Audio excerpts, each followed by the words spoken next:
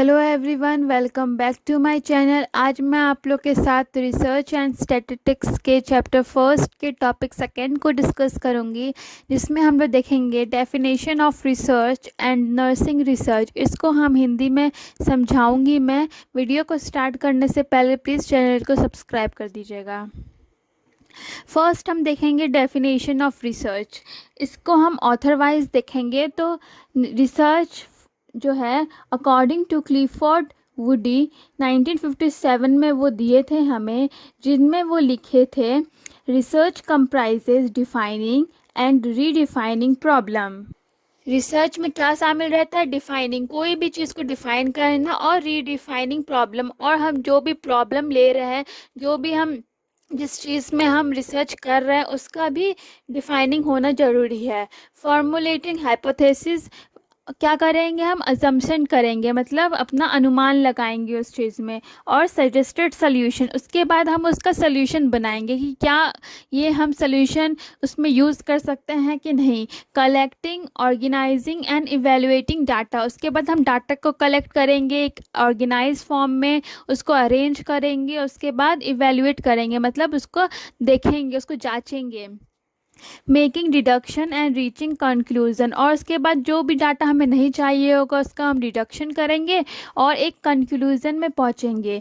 And at last carefully testing the conclusion to determine whether they fit the formulated hypothesis, उसके बाद हम उस conclusion को जांचेंगे कि ये जो हम फॉर्मुलेटेड हाइपोथेसिस बनाए थे, अपना अजम्पशन बनाए थे, वो उसमें फिट हो रहा है या नहीं हो रहा है। सेकेंड डेफिनेशन हम देखेंगे जो कि जॉन डब्ल्यू बेस्ट ने दिया था 1981 में। इसमें वो लिखे थे कि research is the systematic and objective.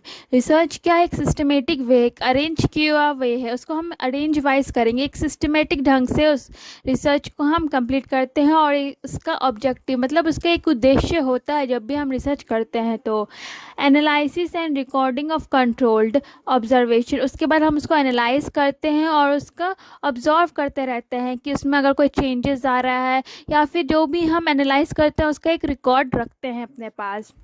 That may lead to the development of generalization principles और थ्योरी, और जो कि हमारे में क्या हेल्प करता है डेवलपमेंट में? जनरलाइजिंग में, मतलब हम उसमें सामान्य कर सकते हैं, उसमें डिफ्रेंशिएट कर सकते हैं और उसको समान तर में रख कर उसके बाद हम प्रिंसिपल्स और थ्योरीज भी बना सकते हैं, मतलब उसका एक रूल बना सकते हैं कि किस वे में जो है हमें इस रिसर्च को कंप्लीट करना है।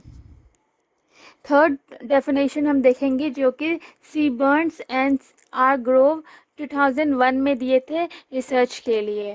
तो इसमें इन्होंने लिखा है research is a systematic inquiry that used disciplined method to answer question और सॉल्व प्रॉब्लम।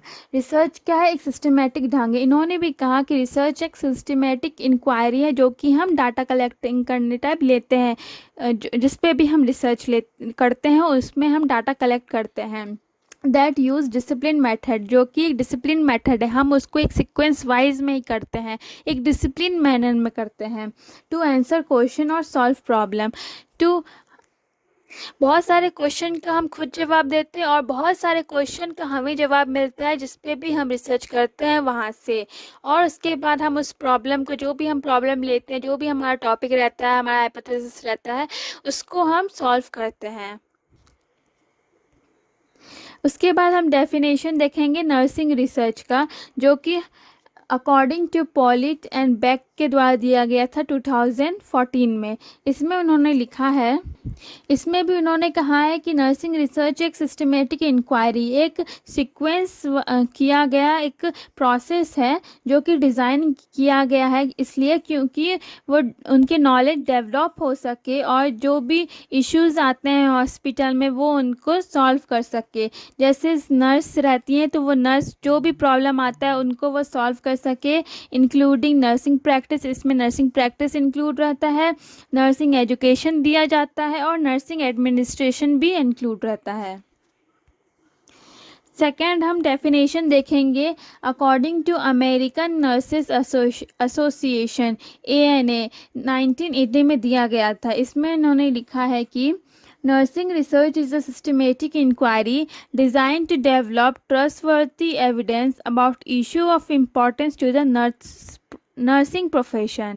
इसमें ये बताया गया है कि नर्सिंग रिसर्च एक सिस्टमेटिक इंक्वायरी है, ये भी एक सीक्वेंस इंक्वायरी है जो कि डिज़ाइन इसलिए किया गया है कि डेवलप हो सके नर्सिंग प्रोफेशन, और उसमें एक उनको उनके महत्वपूर्ण मुद्दों के बारे में उन्हें बता सके, जो भी उनको प्रॉब्लम क्रिएट होता है उनके नर्सिंग प्रोफेशन में वो चीज़ उनको सॉल्व कर सके, इसलिए ये डिज़ाइन किया गया है।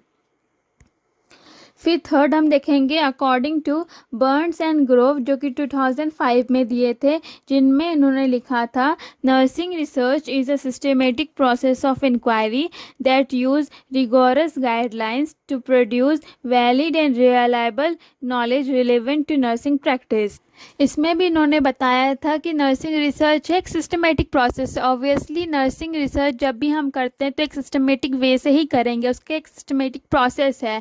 तो उसके बाद इसमें जो है एक रिगरस गाइडलाइंस बनाया गया था। रिगरस होता है मतलब कठिन गाइडलाइन बनाया गया था, जिसमें प्रोड्यूस किया गया था valid and reliable knowledge relevant to nursing practice.